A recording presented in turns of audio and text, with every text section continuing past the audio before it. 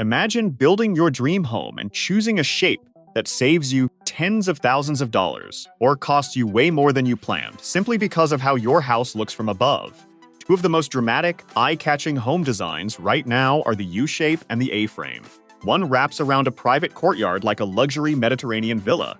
The other rises from the ground like a bold triangle slicing through the sky. Both look stunning. But here is the truth nobody tells you up front. These two designs perform completely differently when it comes to livable space, construction costs, energy efficiency, and long-term value. And by the time this video ends, you will know exactly which one fits your lifestyle and your budget in 2026.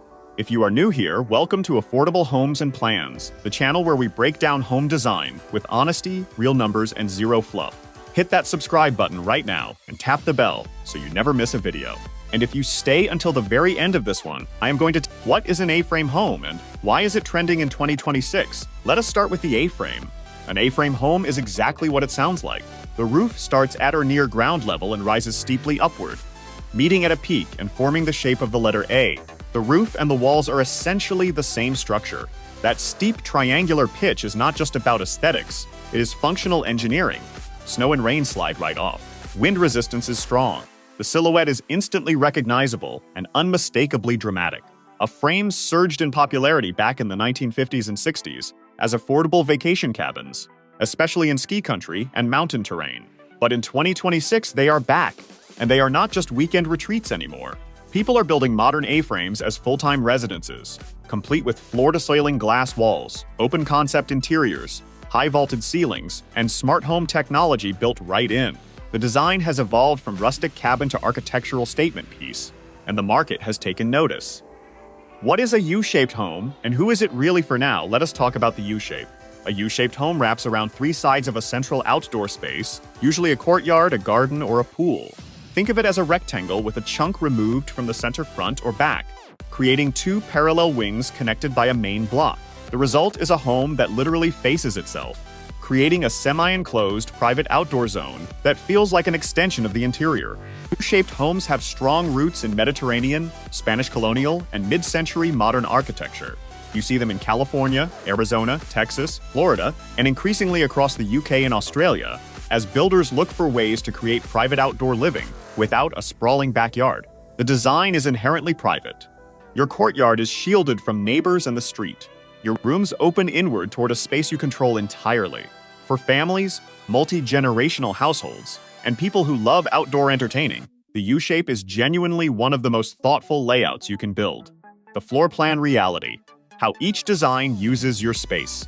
This is where the honest conversation begins, because both of these designs come with significant trade-offs in how they use interior space, and most people do not think about this before falling in love with the shape. With an A-frame, your floor plan is dictated entirely by the triangle. The upper floors are dramatically tapered. The walls slope inward at such a steep angle that usable space shrinks the higher you go. On the main floor, you typically have a full-width open living area, and it can feel absolutely incredible with those soaring ceilings. But go upstairs and the bedroom is squeezed between steep roof slopes. Storage is a constant challenge. Furniture placement requires real creativity. A full-size dresser may not fit flush against a wall. Built-in storage and custom cabinetry often become a necessity, which adds to your build cost. The U-shape takes the opposite approach. Every room in a U-shaped home can have standard ceiling heights, standard wall angles, and standard dimensions. The layout rewards smart zoning. You can put bedrooms in one wing, communal living in the main block, and a home office or guest suite in the other wing. The problem is that the spread-out footprint demands more land. U-shaped homes typically require a wider lot than a conventional rectangular design, and that matters enormously depending on where you are building. Construction costs. The numbers you need to know in 2026. Let us talk money, because this is really what separates casual interest from a real building decision. For A-frames in 2026, construction costs generally range from $100 to $300 per square foot, depending on your location, finishes, and whether you are going the prefab kit route or full custom stick build.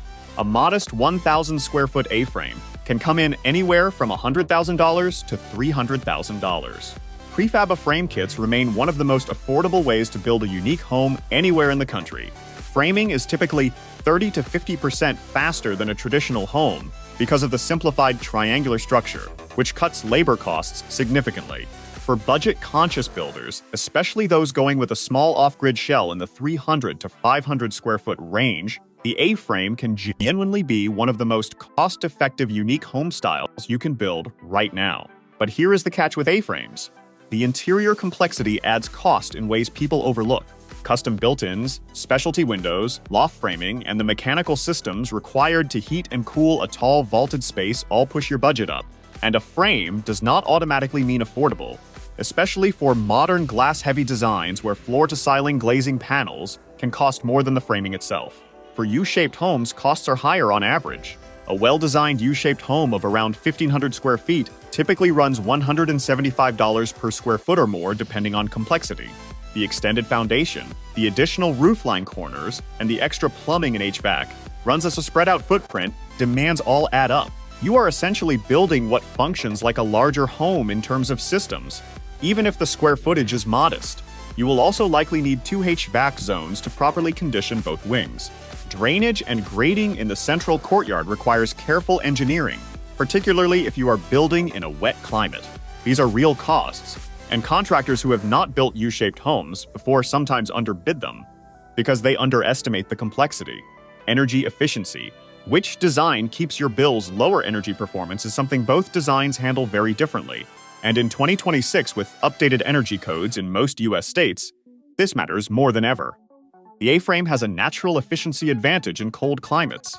The steep roof sheds snow and ice without the structural stress that flat or low-pitched roofs experience. The compact footprint means less exterior surface area exposed to the elements relative to interior volume. And because the roof is the wall, there is less thermal bridging at the eave line. However, that massive vaulted ceiling is a double-edged sword. Heat rises, and in an A-frame, it has a very long way to go before it gets to you. You will want a ceiling fan, and in colder climates, radiant floor heating is a popular choice precisely because it keeps warmth at the level where people actually live, not floating up at the apex of the roof. The U-shape creates its own microclimate in the courtyard, which can be a genuine energy asset or a liability depending on your location and orientation. In warm, sunny climates like Southern California, Arizona, or Spain, a well-oriented U-shape can provide natural shade and wind protection in the courtyard, while allowing passive solar gain in the rooms that face inward. In cold or rainy climates, that courtyard can become a heat sink and a drainage headache. The extended perimeter also means more exterior wall exposure overall, which increases heating and cooling loads compared to a compact rectangle of the same square footage. Proper insulation and orientation are non-negotiable for a U-shape to perform well. Lifestyle fit. Who should actually build each one beyond the numbers? This decision is really about how you live. And being honest about that will save you from a very expensive mistake. The A-frame suits you if you love dramatic architecture. You are building on a compact or narrow lot. You want a vacation home or rental property. You enjoy cozy high-ceiling interiors. You are building in a wooded or mountainous setting. Or you are working with a tighter budget and still want something visually striking. Frames photograph beautifully, which makes them high performers as short-term rentals on platforms like Airbnb and Vrbo. Their unique silhouette commands attention and premium nightly rates in the right markets. The U-shape suits you if you have a wider lot to work with. You prioritize private outdoor living. You are building for a large or multi-generational family. You want clear separation between sleeping zones and living zones. Or you love the idea of a home that wraps around a courtyard pool or garden. The U-shape is also an excellent design for hot climates where outdoor living happens year-round, because that protected courtyard becomes a genuine outdoor room rather than just a gap between wings. Resale value and market appeal. In 2026, here is something both buyers and builders often ignore until it is too late. How will this home perform on the resale market? A-frames have strong niche appeal. Buyers who love them really love them. But the functional limitations of the sloped interior walls and the limited upstairs square footage mean they do not appeal to every buyer. In vacation markets and mountain towns, A-frames can sell at a premium. In suburban neighborhoods where families are the primary buyers, a small A-frame can sit on the market longer than a conventional home because the layout simply does not work for everyone. If you are building an A-frame as a primary residence in a typical suburban setting, understand that your buyer pool will be somewhat smaller at resale. U-shaped homes, when well executed, tend to have broader appeal at the upper end of the market. The courtyard, the privacy, and the indoor-outdoor flow read as luxury features that buyers are willing to pay for. However, if the U-shape is awkward, if the wings feel disconnected from each other, or if the central courtyard was poorly designed, it can actually hurt value. Execution matters enormously with U-shapes. A poorly designed U-shaped home is harder to sell than a well-designed rectangle. Which one actually wins in 2026, so which one wins? Here is my honest take. If affordability is your primary goal and you want maximum visual impact for minimum spend, the A-frame wins. Especially in the small to mid-size range, especially with a prefab kit approach, and especially in vacation or rural markets where the design fits naturally. You can build a stunning, energy-smart, architecturally bold home for significantly less than a U-shaped design of comparable size. But if you are building a permanent home for a family, if you have the land, and if you value privacy, outdoor living, and a layout that genuinely separates and organizes how you use your home, the U-shape is the more livable and ultimately more versatile design. It costs more to build and it demands more land. But what it delivers in daily quality of life is genuinely hard to match. The real answer is that neither design is universally better. They solve different problems. The A-frame solves the problem of building something beautiful and structurally smart on a budget and a compact footprint. The U-shape solves the problem of creating a private sanctuary that connects us inside and outside, living in a way that feels effortless every single day. Know which problem you are trying to solve, and the right choice becomes obvious. If this video helped you think more clearly about these two designs, do me a quick favor and hit that like button because it genuinely helps this channel reach more people who are trying to make smart home building decisions. If you have a question about either design or you want me to go deeper on costs, floor plans, or specific builders, drop it in the comments below, and I will do my best to answer. And if you want to see more videos like this one, comparing unique home designs with real numbers and honest takes, make sure you are subscribed because we have a lot more coming. I will see you in the next one.